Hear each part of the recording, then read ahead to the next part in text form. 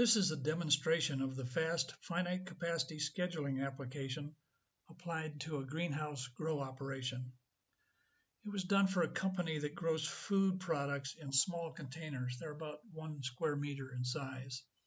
And these containers are placed in grow zones that are also limited in size. So there are only a certain number of containers will fit into each grow zone. There are a limited number of people to support this grow operation. And there's a limited amount of consumables like seeds and the grow media, the soil that you plant the products in. Now I've built a template here. If I go up here and look at the templates, I've built a template that I called Grow UPC number 1234. So this is just a product I made up, but it has a sequence of activities associated with it. We'll take a look at those.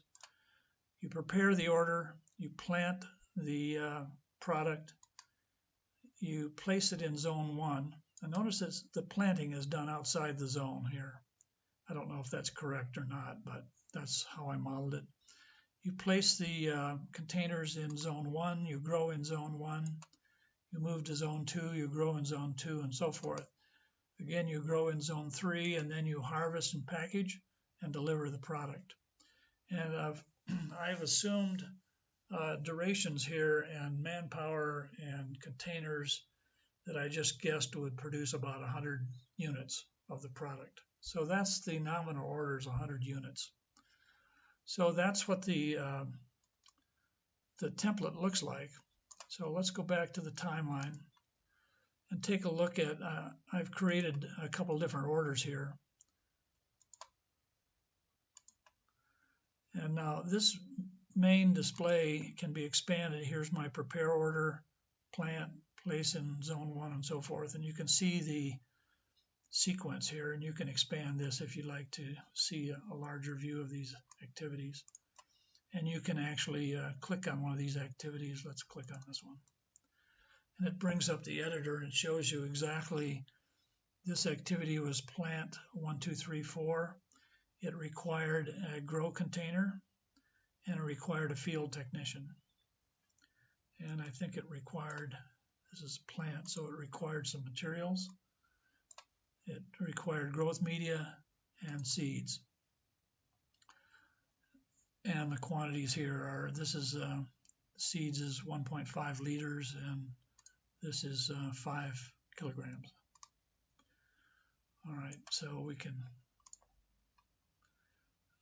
take a look at some of the other displays. We can look at a calendar view here. Let's say we want to see what's going on in zone 1. We can see a calendar view here. So here's what's going on in zone 1. The blue are assignments where activities are happening, and the green are available. And we can look at this by week or work week or month. I won't go through all of those. I think we saw the resources view. This is, let me put any in here. Here's what's going on in the different zones as a function of time. And you can zoom out or zoom in here, scroll this back and forth. So these are handy. If you drag over, hover over one of these blues, it tells you what's going on in that activity. All right, some other displays that are useful. I'm going to this resource utilization tab, and let's look at the profile of the labor pool. Notice these gaps here. I programmed that the labor was taking a lunch hour between 12 and 1. So anything that requires labor can't be scheduled during the noon hour. Now we've made these tasks interruptible, so basically the task can go up to the noon hour and then resume after the noon hour. Let's look at some of the other profiles. Let's look at containers.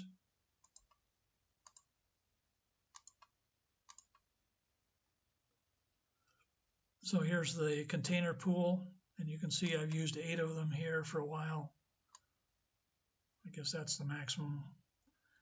I can look at reports, and here shows what's going on in each container, in the containers, in the container pool as a function of time and by the assigned activity. Notice this export button. This is how we would export information back to an ERP system or a legacy system. All right, so now let's go back to the timeline and do some scheduling and unscheduling. Going back to the timeline, notice that, go back to the task view by month. Notice that I can expand each of these orders and it shows all the activities. So I can select all and unschedule everything. And notice the timeline is now blank and everything is now over here in the not scheduled production order list. So I can schedule things one at a time. I could schedule that activity. I could look for when it's possible to schedule it. So I hit the possibilities button and then I hit find. And it says I can start this as early as 2/6 at 8 o'clock. And here's the assignments of the resources that I would use. So I could schedule it right from here. The possibilities button is fantastic when you're doing conflict resolution. So if you're trying to find a place where you could do something, you just hit that possibilities button and FAST will tell you all the places where that could schedule. For now, I'm going to select everything and schedule both activities again.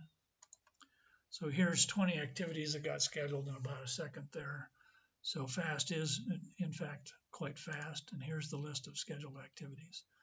So I'm going to go back to the not scheduled list, and I'm going to create a new order. To do that, I'm going to convert a template into a new order. So I'm going to hit this convert button here, and I'm going to select this UPC and go.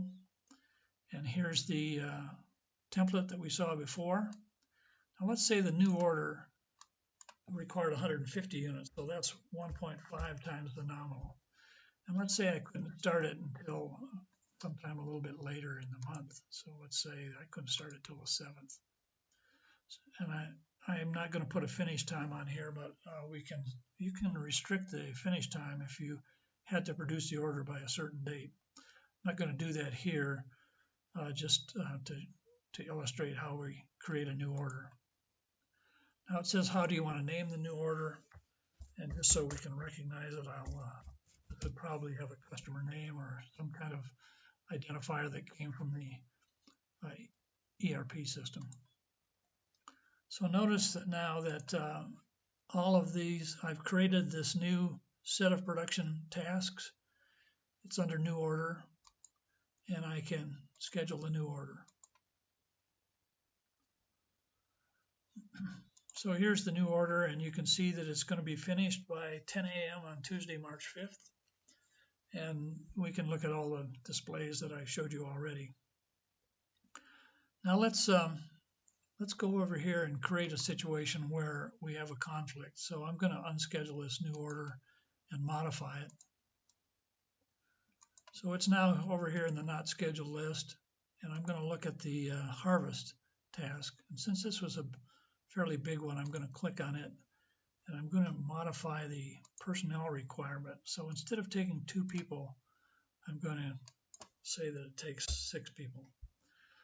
Now, I know I've created a conflict here because I only put 5 people in the labor pool, but I'm doing this just to show you what happens. All right, so now I'm going to go back and try to schedule that order. And notice that it scheduled 8 things, but it didn't schedule 2 things. So this new order is now, the not scheduled list shows these 2 tasks. And if I hover over that one, it says you couldn't find availability for field tech labor pool 1. That's because I required 6 and there's only 5 available.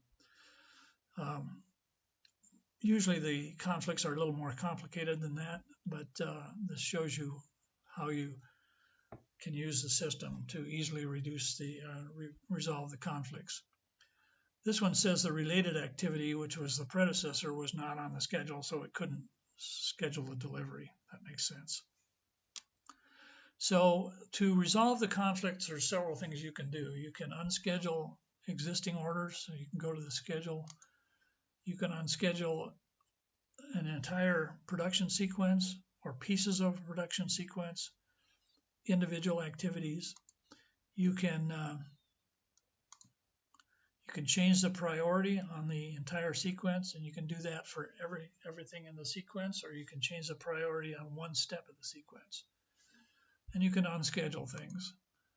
You can change earliest start dates. You can change latest finish dates. You can even change, of course, the sequence that you did things in if that was available to you. So there are a lot more things that you can do with the FAST system. It was designed to be a rescheduler.